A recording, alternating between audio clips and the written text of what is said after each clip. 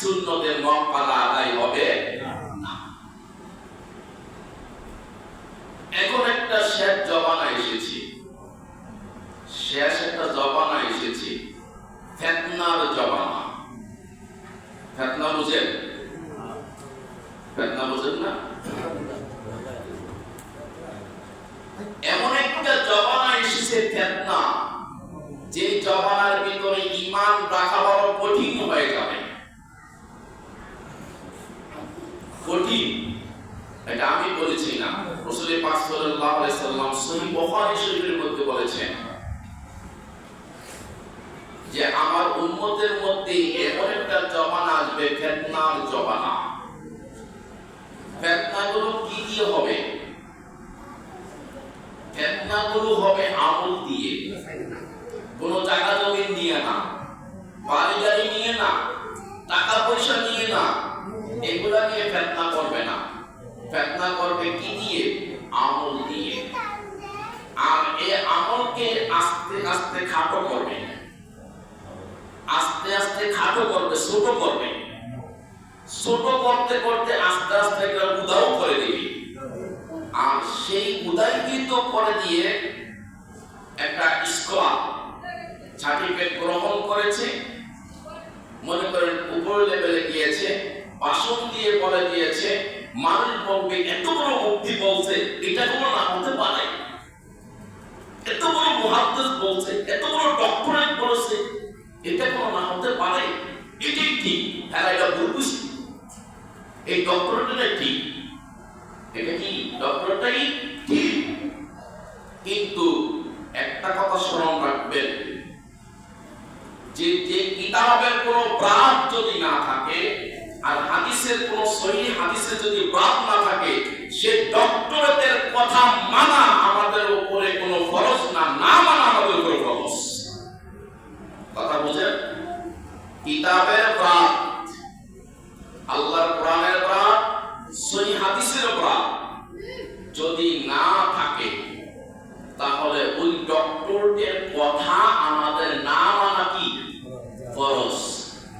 আর যদি কিতাবে থাকে, আর কিতাবে যদি কোরআনে থাকে, সহিহ হাদিসে যদি থাকে, সেই ডক্টরের কথা মানা আমাদের ফরজ।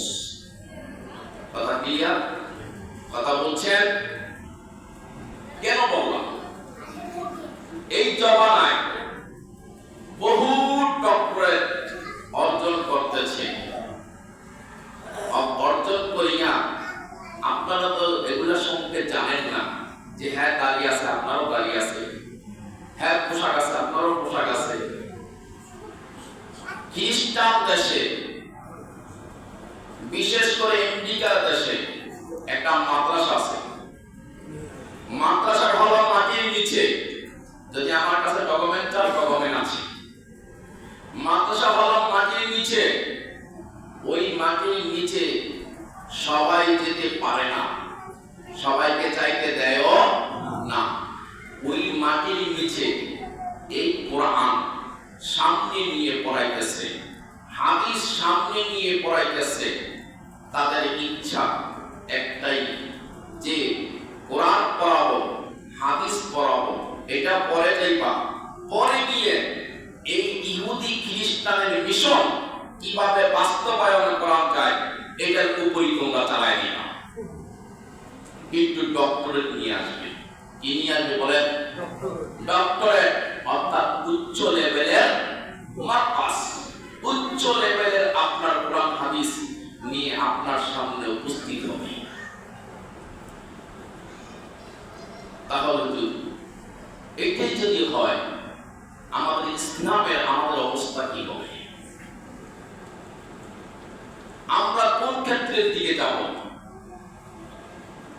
আপনি বলেন একদিকে, তারা বলে আরেকদিকে, আমরা যাব কোথায়?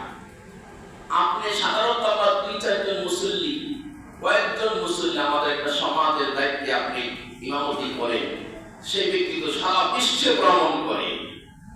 এখন আমরা কোন দিকে যাব? এটার সমাধান কে দিয়েছে জানেন?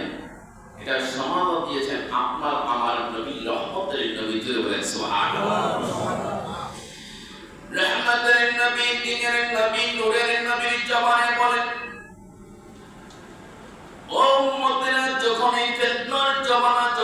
যাবে। তোমরা তো কোরআন বুঝবা না, হাদিস বুঝবা না, ব্যাখ্যা বুঝবা না, তাফসীর বুঝবা না, কিছুই বুঝবা না। তাহলে তোমরা কি সেই ডক্টরদের কথাগুলি মেনে কি ঈমান নিয়ে চলবা, না অন্য কোনো বিষয় নিয়ে চলবা? আল্লাহর নবী ঘোষণা দিলেন, এক নম্বরে হলো আমার আল্লাহর কোরআন, দুই নম্বরে হয়েছে আমার আল্লাহর নবীর হাদিস, তিন নম্বরে হয়েছে তাদের অন্তরকরণে যে দুইটা চক্ষু আছে, যারা আল্লাহর ওলি বুজুর্গানে দিন, যারা আমার আল্লাহকে ভালোবেসেছে, আল্লাহ তাদেরকে ভালোবেসে নিয়েছে।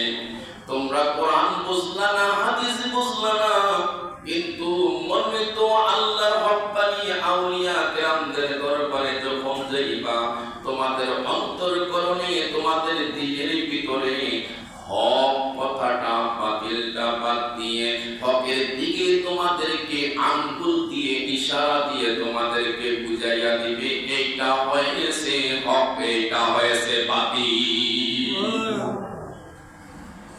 এখন কোরআন বুঝুন না, হাদিস বুঝুন না, কি করবেন আপনি? আপনি তো কোরআনের পিছনে, ডক্টরের পিছনে দৌড়ে ঈমান চলে যাবে। হাদিসের পিছনে যদি আপনি দৌড়তে ঈমান চলে যাবে, আপনি তো বুঝেন না। তাহলে তারা বুঝছে এটা কেন করে, বুঝার পরে এটা কেন করে, সেটাও আল্লাহর নবী বলে দিয়েছে। আল্লাহর নবী ইরশাদ করে, শোনো, প্রতিটি জায়গার মধ্যে শয়তানের শিং আছে। কার শিং? কথা বলে, কার শিং? শয়তানের শিং আছে। আর এই শিংয়ের ভিতরে অঙ্কুর বাইর হবে। এই অঙ্কুর দিয়ে শয়তানগুলো, মানুষ শয়তানগুলো বাস্তবায়ন হবে। আর এই অঙ্কুর দিয়ে, শিংগুলো অঙ্কুর দিয়ে যে মানুষগুলো সৃষ্টি হবে, তাদের কিছু না কিছু লাভ আছে। আর সেই লাভটা হলো, যেমন ইহুদি নাসারা খ্রিস্টানদের মধ্যে যারা আলেম তৈরি হয়, ওই আলেমদেরকে দুনিয়া হাসিলের জন্য কোটি কোটি লক্ষ লক্ষ টাকা তাদেরকে দিতেছে, লক্ষ লক্ষ কোটি কোটি টাকা তাদেরকে দিতেছে। এজন্য বন্ধুরা আমার, ডক্টরেটের কথা শুনবেন না যদি কোরআন এবং হাদিসের বাইরে হয়। যদি কোরআন এবং হাদিসের ভিতরে হয়, দলিল যদি থাকে, মিষ্টি ভাষা থেকে ওটা গ্রহণ করবেন না, গ্রহণ করবেন কোরআন এবং হাদিসের দলিল থাকতে হবে। প্রতিটি কথার উপরে 4টা 5টা করে দলিল থাকতে হবে। যদি দলিল না থাকে, মন করা বলে দিবে, প্রশ্ন করবে, সেই দলিল গ্রহণ করা যাবে না। এই জন্য বুঝার জন্য আপনি হক্কানি আল্লাহর ওলির দরবারে আপনাকে যেতে হবে, সঠিক সিদ্ধান্ত জানার জন্য। হুজুর, হক কোনটা, বাতিল কোনটা, আমরা ওলি চিনব কিভাবে? সেটাও আল্লাহ পাক কোরআনের মধ্যে বলেছেন, যাদের মধ্যে কোনো দুনিয়ার লোভ নাই, যাদের মধ্যে কি নাই? দুনিয়ার কোনো লোভ নাই। যারা এতিমের নামে টাকা তোলে, দিনের নামে টাকা তোলে, নিজের ব্যাংকে জমা করে না। কিসের নামে? এতিমের নামে। এতিমের নামে টাকা তোলে, নিজের ব্যাংকে জমা করে না।